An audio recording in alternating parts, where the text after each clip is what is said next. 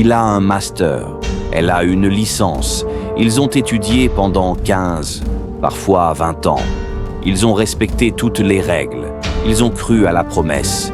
Et aujourd'hui, ils sont chez eux, sans emploi, sans salaire, sans perspective claire. Chaque année, des milliers de jeunes Sénégalais sortent de l'université, diplôme en main, plein d'espoir.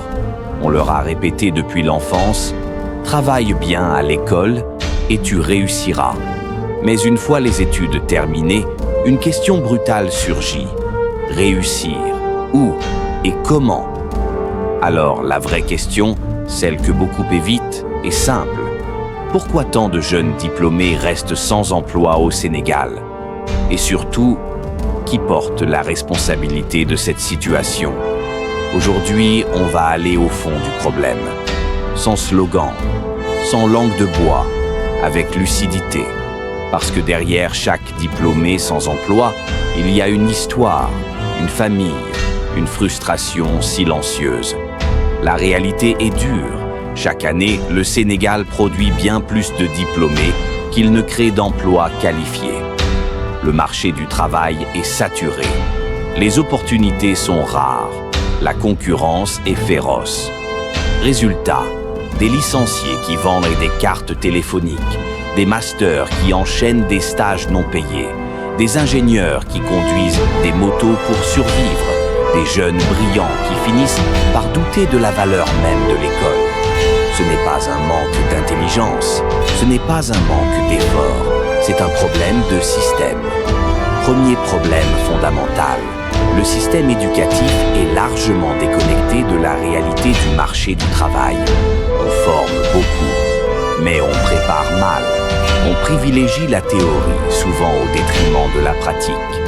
On enseigne des connaissances, mais pas toujours des compétences. On délivre des diplômes sans se demander s'ils correspondent à de vrais besoins économiques. Chaque année, on forme des milliers de juristes, de sociologues, de gestionnaires, de communicants, sans analyser sérieusement la capacité du pays à les absorber. Résultat, trop de diplômés pour trop peu de postes, une inflation de diplômes et une dévalorisation progressive de l'effort académique. Deuxième problème, l'État ne peut plus être l'employeur de dernier recours. Pendant longtemps, le rêve était clair, finir ses études, passer un concours, entrer dans la fonction publique. Mais aujourd'hui, cette voie est presque fermée. Les concours sont rares, les postes sont limités, la population augmente, les budgets sont sous pression. La fonction publique est saturée, mais on continue à former comme si elle pouvait accueillir tout le monde. C'est une illusion dangereuse. Troisième problème majeur, le secteur privé sénégalais reste trop faible pour absorber cette masse de diplômés. Il existe peu de grandes entreprises capables de recruter massivement. Beaucoup de petites entreprises luttent déjà pour survivre. Elles hésitent à embaucher. Elles manquent de moyens. Elles prennent peu de risques. Et lorsqu'elles recrutent, elles exigent souvent de l'expérience. 2 ans, 3 ans, parfois 5 ans. Mais comment acquérir de l'expérience quand personne ne donne la première chance? Le jeune diplômé se retrouve piégé dans un cercle vicieux. Pas d'emploi sans expérience, pas d'expérience sans emploi. Quatrième problème, plus sensible, mais bien réel, le poids du réseau. Au Sénégal, le diplôme seul ne suffit pas toujours. Les relations, les recommandations, les connexions jouent un rôle déterminant. Tu peux être compétent, sérieux, travailleur. Mais si tu ne connais personne, tu peux rester à la porte. Cette réalité crée un profond sentiment d'injustice. Elle décourage l'effort. Elle pousse certains jeunes à penser que le mérite ne compte plus. Et quand une société donne l'impression que le travail et le talent ne sont pas récompensés, elle s'expose à la frustration collective. Les conséquences sont graves, très graves. Le chômage des diplômés alimente l'émigration clandestine. Il pousse des jeunes à risquer leur vie en mer. Il vide le pays de ses talents. Il nourrit la colère sociale. Il fragilise la cohésion nationale. Un pays qui ne valorise pas sa jeunesse éduquée compromet son avenir. Mais tout n'est pas perdu. Les solutions existent. La première solution, c'est une réforme profonde du système éducatif. Former moins en masse et mieux en qualité. Aligner les formations sur les besoins réels de l'économie. Introduire plus de stages obligatoires, plus de pratiques, plus de compétences concrètes.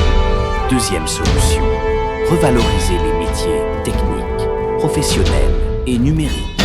Tout le monde n'a pas vocation à suivre un parcours universitaire classique. Un pays se construit aussi avec des techniciens, des artisans qualifiés, des développeurs, des entrepreneurs.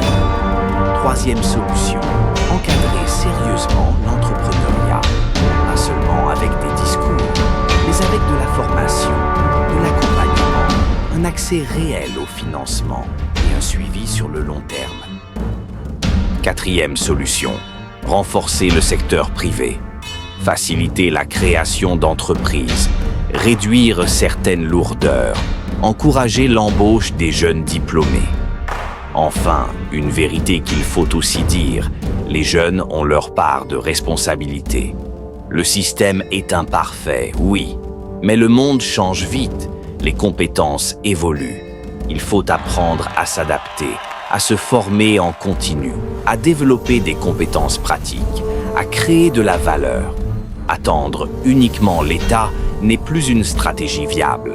Le chômage des diplômés n'est pas une fatalité. C'est le résultat de choix collectifs. Et ce qui est le résultat de choix peut être corrigé par d'autres choix. La vraie question est maintenant entre nos mains. Voulons-nous continuer à produire des diplômés sans avenir ou transformer cette jeunesse en une véritable richesse nationale? Dis-nous en commentaire, d'où vient selon toi le vrai problème? Du système éducatif, des dirigeants, du secteur privé ou de la jeunesse elle-même? Ici, c'est débat du pays. On parle vrai, on débat sans peur et on cherche des solutions.